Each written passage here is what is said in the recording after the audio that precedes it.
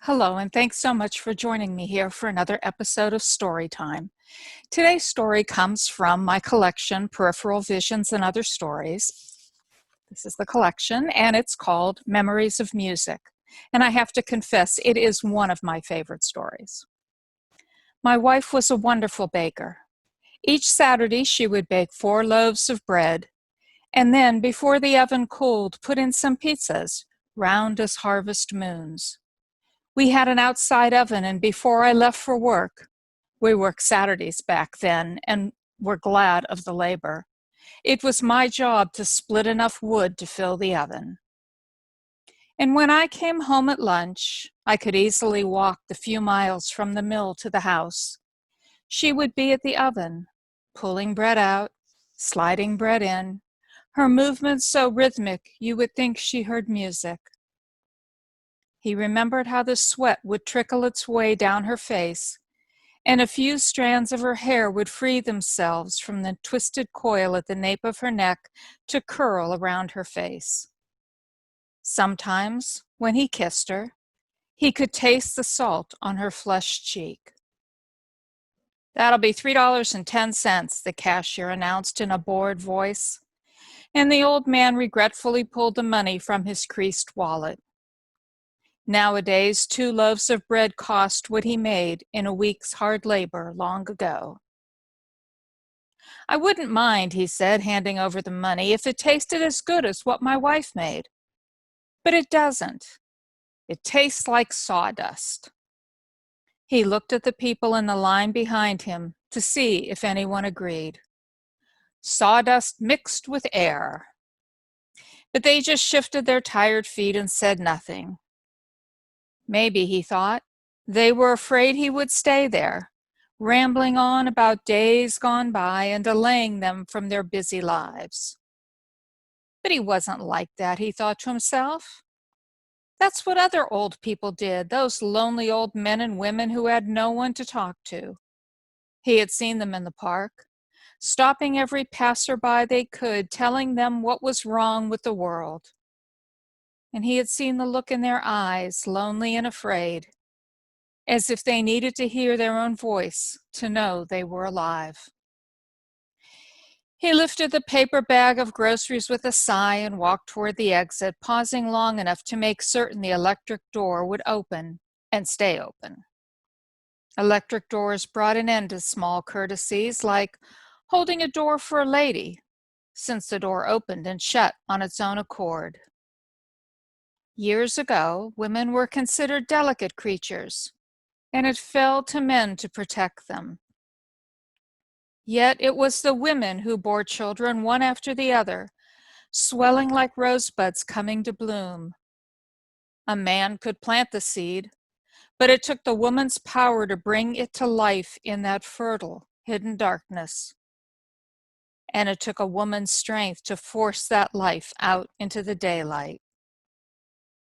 He shifted the bag to his other arm as he stopped at the newsstand to buy the afternoon paper, even though the headlines were always the same: rape, murder, beatings. "Never good news," he said, shaking his head as he handed over his payment to the man behind the counter. "It wasn't like that years ago, you know. People were better back then." But there was still death, he had to admit. Death from wars, death from sickness. Each year, the spring thaw would bring runny noses and sore throats to the children that mothers doctored with remedies from the old country. Fevers burned those tender faces bright red and then died away, and the children grew well again. Most children, but not all. Sometimes the sickness burrowed deep into the young bodies, finding the weak spots. Sometimes, when the fever died, it left not the coolness of health, but the coldness of death. So that's a brief excerpt from my short story called Memories of Music. And as I said, it's one of my favorite stories because it reminded me of when I was a child, and I used to spend a lot of time at my grandmother's house. And my grandmother had a lot of old Slovak lady friends who were widows as well. And they had people to talk to. They talked to each other. They had shared reminiscence. Then when I grew older and moved away, next door to me, there was an elderly man, but he lived all by himself. To tell you the truth, I don't even know if he was married or not, if, widowed, but he was by himself. And every now and then I would be outside with my daughter. She was young then, toddler.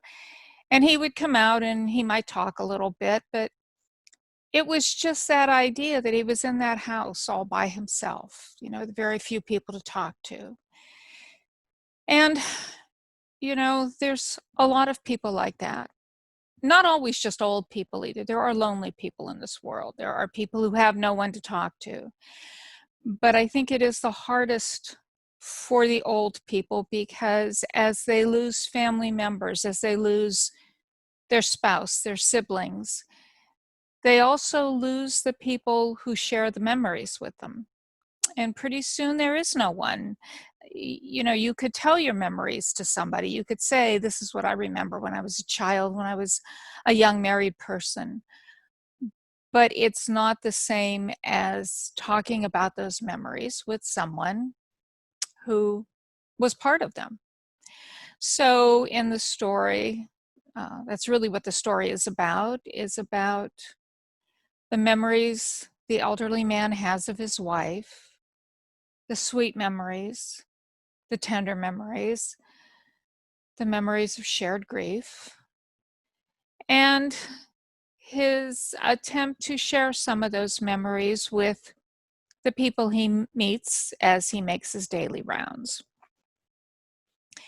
I wanted to give voice to those people who have no one to share their memories with. And I hope also to make readers of this particular story a little more aware of how important it is just to have that human interaction, just to have someone to talk to. Best if it's somebody who shares the memories with you, but if you don't have that, then just someone that you can tell the memories to, just to have someone to talk to. So that is, sometimes I think that is part of why I write these stories, is to bring an awareness of other people's lives. I hope you will take the opportunity to read the story, pick up a copy of Peripheral Visions and Other Stories, read Memories of Music, read some of the other ones, and see if it makes you think about life and people a little differently. If you enjoy the story, I'd love it if you would drop me a line and let me know what was it that touched you about the story. And in the meantime, I hope you have a wonderful afternoon, and I look forward to seeing you here again the next time we meet for another episode of Storytime. Thanks so much.